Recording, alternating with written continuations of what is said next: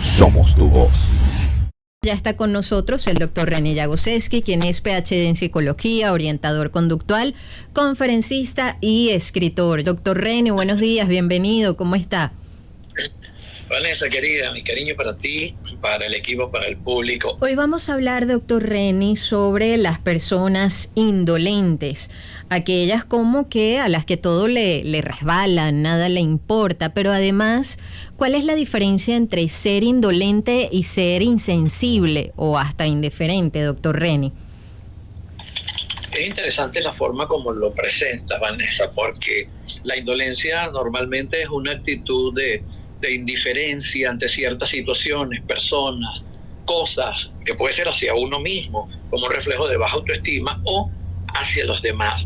Normalmente el indolente es una persona que en efecto es insensible hacia otros, visto desde la perspectiva de las relaciones interpersonales, tiene dificultad para poder captar lo que ocurre en el universo subjetivo de las demás personas, no porque haya que leer la mente, sino porque la conducta de los otros suele reflejar cómo se están sintiendo.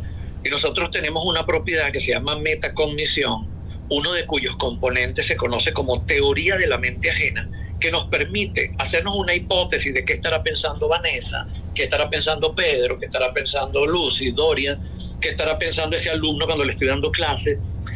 Y a veces esa facultad no está del todo desarrollada, o la persona puede tener problemas de conexión en su lóbulo frontal y de verdad le cuesta captar lo que los otros están pensando o están sintiendo. Entonces, resumiéndolo, toda persona indolente refleja insensibilidad, aunque puede ser que tenga que ver con un déficit metacognitivo, pero también puede ser como efecto de un trauma o de haber aprendido esa forma donde fue criado en los entornos en los cuales se desarrolló. De hecho, doctor René, ya que lo menciona, no sé si podemos ahondar un poco más sobre esas posibles causas de esa indolencia. Sí, en primer lugar, uno puede manejarse de esa forma a través de una situación traumática. Las personas que han sido abandonadas, las personas que tienen traumas de abuso, las personas que han sido emocionalmente deprivadas, es decir, que no se les prestó atención, se manejan dentro de un código defensivo emocionalmente. Dice, si me acerco me van a herir, o si me acerco me van a rechazar, o si me acerco me van a abandonar. Y entonces comenzamos a voltear hacia otro lado, a reaccionar de manera primaria en un mecanismo de defensa, un mecanismo límbico, y ese es uno de los factores. El segundo es inmadurez emocional. Muchas personas no han desarrollado conciencia de sus emociones y por supuesto desde allí mucho menos de las emociones que los demás puedan estar experimentando. Hay empatía cognitiva, uno entiende lo que el otro piensa, pero también hay una empatía que es emocional, uno se da cuenta de lo que el otro siente.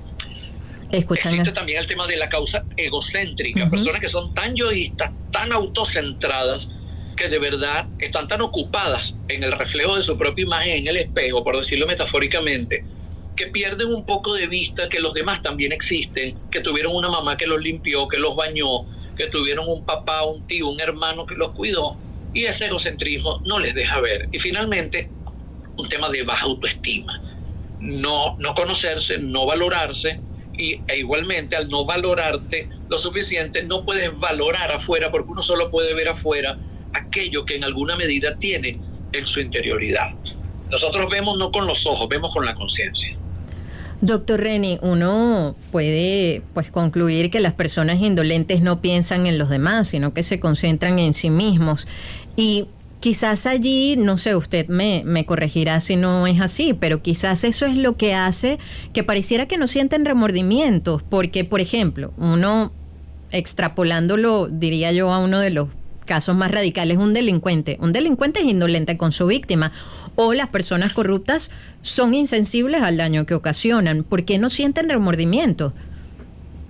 Sí, han desarrollado un mecanismo de protección, como los médicos han desarrollado el mecanismo de protección cuando están haciendo cirugía o cuando están en una sala de emergencia, porque el exceso de sensibilidad no le permitiría ejercer la carrera. Es necesario tener una especie de punto medio, de autocentrado y descentrado. Sí hay una especie de anulación emocional y además hay un tema de justificación. Esto lo trabaja mucho Kurt Lewin, creador de la teoría del campo de la conducta. Dice que el que lastima, el que hiere o el que ignora desarrolla una especie de filosofía práctica. Se lo merece, no es tan importante, otros han hecho cosas peores que yo. Es decir, las personas se justifican para no entrar en una disonancia cognitiva de una lucha ética moral de si lo estoy haciendo mal o no. Entonces sí hay una especie de anulación, de bajarle el volumen a la conciencia para que no me torture cuando estoy utilizando pragmáticamente a otro, cuando me estoy burlando de alguien porque le falta una mano, porque tiene sobrepeso o porque es de una raza, un color o una religión determinada. Sí hay un poco de eso, que es una anulación de la sensibilidad y una anulación de la empatía. Escuchan al doctor René Jagoszewski, PhD en psicología, orientador conductual, conferencista y escritor. Ahora, doctor René, puede haber distintos grados o tipos de indolencia. Por ejemplo, uno ve a esas personas a las que poco le importa lo que pase con los demás con tal de lograr sus propios objetivos. Es correcto. Esa visión pragmática se estila mucho porque hay algo en nuestra naturaleza que se conoce como la ley de la manada. Uno tiende a identificarse con los que son parecidos, con los que son cercanos, con los que son predecibles. Y tenemos esa tendencia un poco básica a no ver a los demás como hermanos de vida. Si ocurre algo a tu primo es diferente si le ocurre a un chino a quién sabe cuántos kilómetros de distancia. Entonces tenemos la costumbre de parcelar, de sesgar, de dividir, de fragmentar y decir estos y aquellos, de tal forma que cuando consideramos que alguien es un enemigo, sobre todo en la mentalidad fanática política, fanática religiosa, incluso fanática deportiva o hasta empresarial, o las empresas rivales, nos parece que todo lo nuestro sí es legítimo y es permitido, y todo lo de aquello que pueda ser visto como ilegal, como amoral, como malo, como negativo, tendemos a maximizarlo en otros y a minimizarlo en nosotros. Es un sesgo autoconfirmatorio que nos da la razón para no sufrir. ¿Y qué pasa, doctor René, cuando esa indolencia está más bien ligada con la apatía, con la indiferencia, con el desgano o hasta con esa comodidad que a veces busca la gente y no salir de esa zona de confort que ya conoce? Eso está muy interesante porque una persona puede ser apático con su familia, decir, bueno, mira, tu hermano tiene problemas. Bueno, sí, pero ya él es grande. Y tu papá, bueno, pero mi papá eligió esa vida. Entonces, son formas también de justificación, de excusarnos para no tener que hacer el esfuerzo de ayudar a otros. Por supuesto, eso tiene que ver con formación moral, con formación espiritual, con entender esa visión que viene desde Krishna hasta el Tao de la física de Fritz Capra, de que todos estamos conectados. En realidad, todos estamos conectados y la visión macro de las grandes religiones termina por decirnos que todos somos hermanos espiritualmente. Y la mecánica cuántica nos dice, en el fondo, todos somos una masa de átomos que estamos interconectados. De hecho, Fritz Capra decía en su libro La trama de la vida, todos estamos vinculados aunque no lo sepamos. Pero eso es una visión muy amplia. Nosotros a veces pensamos en el microclima. Yo, mi pareja, mi familia, mi trabajo, mis amigos y, cuidado, mi comunidad. Cuando ven las reuniones de condominio, ese tipo de reuniones, baja el 20%. La mayoría no. Entonces tenemos un déficit de iniciativa hacia los demás. Y realmente, si nosotros queremos salvar la ciudad, el país, la parroquia, el continente o el mundo, no puede ser de otro modo, sino convocando, sino participando, sino integrando. O somos dominadores, o somos indolentes, o estamos integrados. De hecho, doctor René, y hablando de esa vida en sociedad, ¿no? ¿Hay alguna ocasión, algún momento en el que ser indiferente, no tanto indolente, puede ser beneficioso? Me explico. ¿Qué pasa, por ejemplo, cuando la situación, o mejor dicho, la respuesta y la solución a una situación determinada no está en mis manos y ni siquiera depende de mí? ¿En qué momento involucrarme y en qué momento dejar de hacerlo?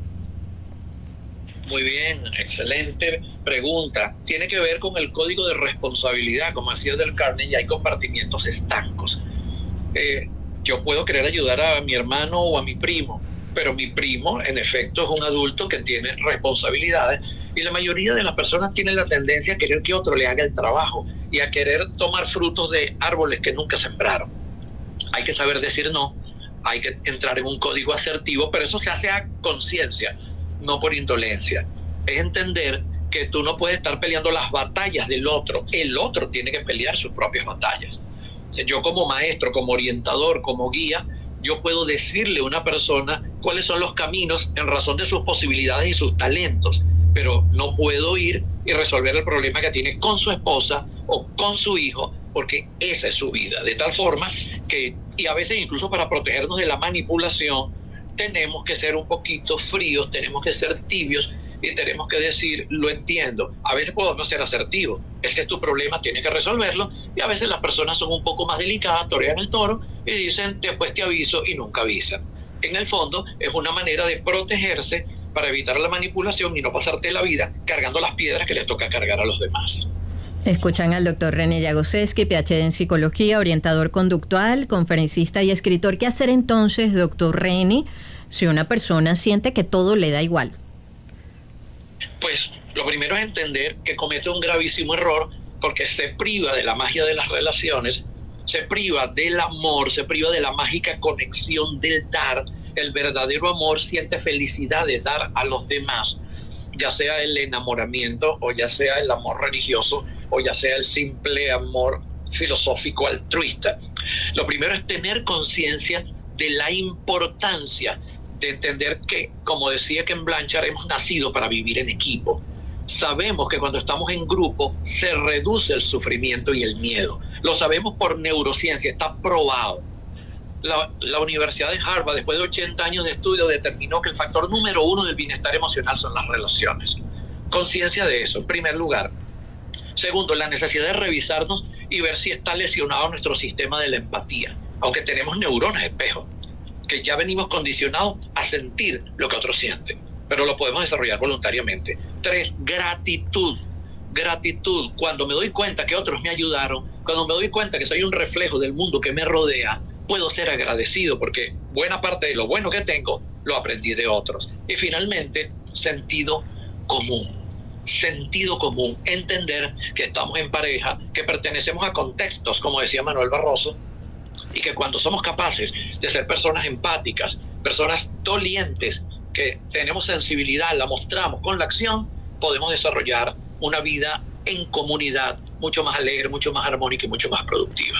Doctor René, ahora sí, para concluir, ¿qué pasa cuando se está en el extremo opuesto? Es decir, nada me es indiferente ni soy en lo absoluto indolente, sino que todo lo contrario, todo me afecta. ¿Qué pasa cuando se está en ese lado contrario?